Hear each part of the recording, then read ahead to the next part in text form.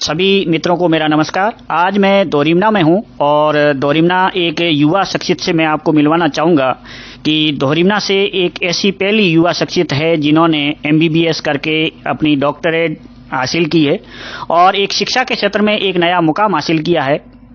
तो युवाओं के लिए एक नई प्रेरणा है, युवाओं के लिए एक नया संदेश है कि यदि शिक्षा के क्षेत्र में कदम बढ़ाया जाए तो जरूर एक दिन जरूर सफलता मिलती है। तो मैं ऐसी एक युवा शख्सियत से मिलवाना चाहूँगा और उनकी ही मैं जुबानी बताना चाहूँगा कि आखिर उनका कितना एक लंबा संघर्ष रहा और उनकी शिक्षा कहाँ हुई और शिक्षा के साथ उन्होंने कितना एक लंबा संघर्ष कर आज इस मुकाम तक पहुँचे। तो सबसे पहले डॉक्टर साहब बहुत बहुत आपको बधाई हो। धन्यवाद सर।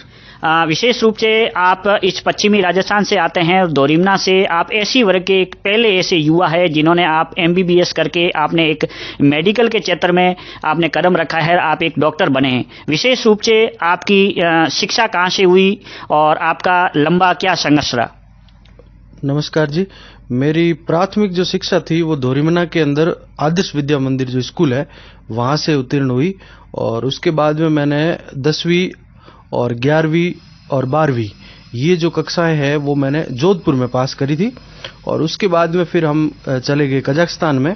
वहाँ से मैंने एमबीबीएस करी और वहाँ एमबीबीएस करने के बाद में फिर मैंने इंडिया में आया और इंडिया में आने के बाद में एक एफएमजी जो एग्ज़ाम होता है, पहले एमसीआई करके होता था, अभी एफएमजी एग्ज़ाम है, वो मैंने पास किया और वो पास करने के बाद में अभी जैसे राजस्थान के अंदर वो पास करने के बाद में एक इंटर्नशिप होती है, वो इंटर्नशिप करनी जरूरी होती है और वो इंटर्नशिप का लेटर कल ही आया है और उसमें अभी फॉर्म कल भरेंगे हम।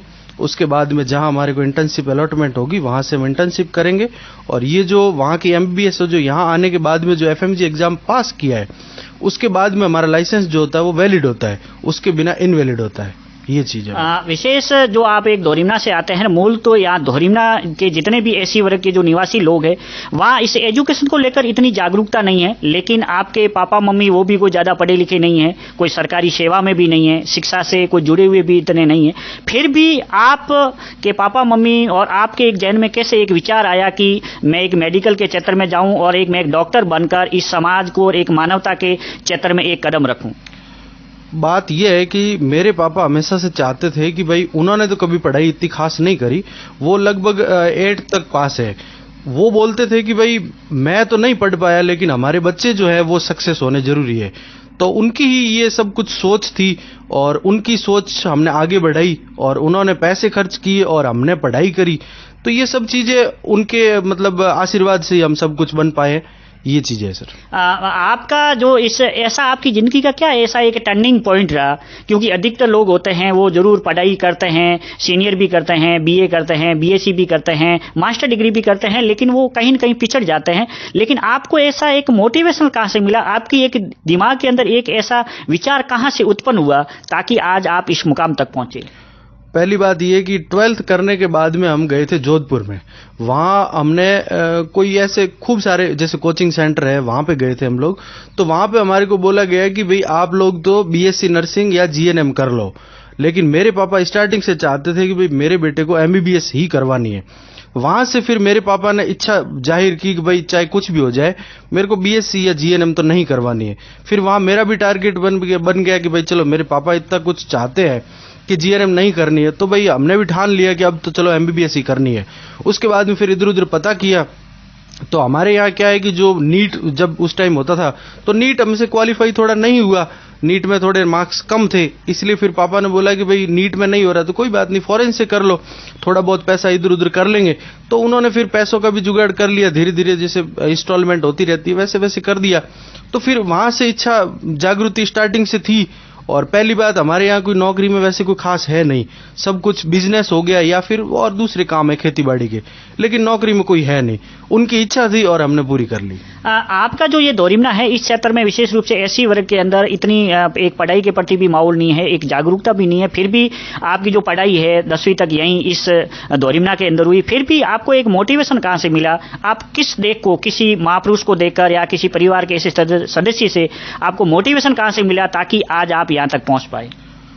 मोटिवेशन तो ऐसा तो कोई खास हमारे इधर तो कोई है नहीं जिनको देख के हमने सोचा कि भाई उनको ही, वही हमारे आदर्श पुरुष है। ऐसे तो कोई नहीं, बस हम तो आदर्श पुरुष बाबा साहेब को मानते हैं, और बाबा साहेब ही आदर्श पुरुष रहे हैं हमारे समाज के लिए। तो बस उनको ही देखते थे कि भाई उस जमाने में बाबा साहेब भी पढ़ा करते थे, और वो पढ़ के विदेश भी पहुंचे थे, और उन्होंने इतनी सारी डिग्रियां की, और वो एक कानून मंत्री बने। तो जग जाहिर सी बात है कि हमारे जो महापुरुष है तो वो तो वही है, और बाकी ऐसा कोई खास नहीं है जिनको हमने देख के सोचा कि भाई ये उस लाइन में जा रहे हैं तो हम भी उनके पीछे जाएं। आपने विदेश से, कजाकिस्तान से आपने एमबीबीएस की है, तो यहाँ अपने जो भारत की और वहाँ की जो शिक्षा नीति है, वहाँ कितना आप एक फर्क महसूस कर रहे हैं, कितना बदलाव आप महसूस कर रहे हैं, उसको लेकर आपका क्या एक संदेश रहेगा? शिक्षा नीति तो देखा जाए तो लगभग तो सेम ही है, क्योंकि जो मेडिसिन जो होती है वो ऑल ओवर वर्ल्ड में भी सेम है सब कुछ। बस ये क्लाइमेट का फर्क होता है, वहाँ पे कोल्ड वेदर है, ठंडा बहुत ज्यादा इलाका है, तो बर्फ रहती है 7-8 महीने, तो वहाँ थोड़ा रहना मुश्किल होता है। बाकी पढ़ाई के मामले में देखा जाए तो पढ़ाई वैसे तो बेहतर, तो इंडिया की पढ़ाई बहुत ज्यादा अच्छी है वहाँ के कंपैरिजन में, फिर भी ठीक है। मतलब वहाँ जाने के बाद में भी वहाँ पढ़ते हैं, फिर यहाँ वापस आने के बाद में भी एग्जाम की तैयारी करते हैं, उनकी कोचिंग लगती है दिल्ली के अंदर, तो यहाँ आके वापस वो अपन कवर कर लेते हैं। नहीं, यहाँ जो इंडिया की जो भारत की पढ़ाई है वो अमूमन एक सामान्य परिवार, एक गरीब परिवार का बच्चा यदि किसी एमबीबीएस में बच्चे का चयन हो पाता है तो उसको एक कोई बड़ी कॉलेज मिल पाती है, तो वो इतनी शुल्क नहीं चुका पाता है। लेकिन अधिकतर जो अभी बच्चे हैं इंडिया से वो काफी बार फॉरेन जाते हैं, वहां से डिग्री हासिल करते हैं, तो उसको लेकर कितना एक फर्क महसूस होता है? देखा जाए तो इंडिया के अंदर अगर नीट क्वालिफाई हो जाए तब तो बहुत ही अच्छी चीज है, फ्री में सब कुछ हो जाता है। और अगर नीट क्वालिफाई नहीं होती तो इंडिया के अंदर जो शुल्क लगती है वो कम से कम 1.5 करोड़ रुपए के आसपास लगती, प्राइवेट कॉलेज से एमबीबीएस करते हैं तो। और बाहर देखा जाए तो 40 लाख से स्टार्टिंग होता है, जैसी की कंट्री है, जैसा कॉलेज है, उस हिसाब से पैसे लगते हैं, 40 लाख से ऊपर ही लगते हैं, और एक यहाँ 1.5 करोड़ है, तो 3 गुना फर्क है। तो फीस तो बहुत ज्यादा है इंडिया की प्राइवेट कॉलेज की देखा जाए तो। आपके परिवार से कोई भी, आप एक पहले एमबीबीएस है इस चैतर के, इस दोरिमना गांव के, उसको लेकर आपके एक युवाओं का क्या संदेश रहेगा? आप युवाओं के लिए क्या कहना चाहेंगे कि यदि इस शिक्षा के क्षेत्र में आपको देखकर आपसे प्रभावित होकर आपके पापा मम्मी या आपके परिवार से यदि प्रभावित हो, क्योंकि आपका जो परिवार है वो एक जीरो से उठा हुआ परिवार है, बिल्कुल एक सामान्य और एक गरीब परिवार रहे हैं आपके पिताजी, आपके दादाजी, वहां से उठकर आप आज इस मुकाम तक है, तो विशेष रूप से इस क्षेत्र के लिए युवाओं के लिए आपका क्या संदेश है? युवाओं के लिए मेरा यही संदेश है कि भाई अच्छी पढ़ाई करें और अपने माँ बाप का नाम रोशन करें, समाज का नाम रोशन करें, अपने गांव का नाम रोशन करें। और अभिभावकों से यही मेरा निवेदन है कि जो भी आपके बच्चे पढ़ते हो उन पे ज्यादा प्रेशर न बनाया जाए, उनको उनकी इच्छा से पढ़ाई करने दें। अगर इच्छा से नहीं करते हैं तो एक अलग चीज है, लेकिन जो इच्छा से पढ़ाई कर रहे हैं उनके ऊपर ज्यादा प्रेशर ना बनाया जाए, क्योंकि आजकल हम न्यूज में आए दिन देखते रहते हैं कोटा में सुसाइड कर लिया, ये कर लिया, तो बच्चों के ऊपर ज्यादा प्रेशर रहता है, इस वजह से सुसाइड कर लेते हैं। माँ बाप यही चाहते हैं कि मेरा बेटा डॉक्टर इंजीनियर ही बने, लेकिन ऐसा नहीं है, एक पढ़ लिख के अच्छा इंसान बन जाए वो भी बहुत बड़ी बात है। ये चीज है सर। विशेष अभी जो है आपका एक इस क्षेत्र के लिए, अभी आप मेडिकल क्षेत्र में कदम रखा है, तो आपका एक भविष्य क्या रहेगा आपके समाज के प्रति और आपके इस क्षेत्र के प्रति? अभी तो सर ये इंटर्नशिप पूरी हो जाए, उसके बाद में राजस्थान एमओ का जो पेपर होता है उसकी हम तैयारी करेंगे, वो क्वालिफाई करेंगे। उसके बाद में हम जहां भी हम ड्यूटी मिलेगी वहां हम पूरी समाज सेवा करेंगे और ड्यूटी करेंगे। बाकी तो जो हमारे हित में है वो हम करेंगे, समाज के हित में जो भी होगा हम करेंगे।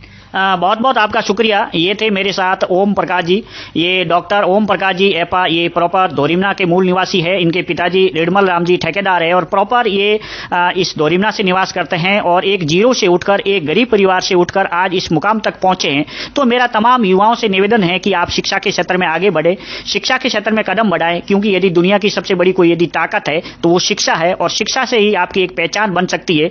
तो आप ऐसे आगे युवा आएंगे तो जरूर इस क्षेत्र में, इस समाज में एक नया बदलाव होगा। और मैं कहता हूं कि आज का जमाना है वो मेडिकल क्षेत्र का जमाना है, इंजीनियरिंग का जमाना है, आईटी का जमाना है। तो जरूर युवाओं को एक नए क्षेत्र में जाना चाहिए, नए फील्ड में जाना चाहिए। और यदि नए फील्ड और नए क्षेत्र में जाते हैं तो जरूर वो अपने परिवार का, अपने माँ बाप का और अपने समाज का और अपने क्षेत्र का एक दिन नाम रोशन करेंगे और इस क्षेत्र के, इस राष्ट्र हित में अपनी एक सुनागरिक बनकर सेवा कर पाएंगे। आप सभी का शुक्रिया, धन्यवाद।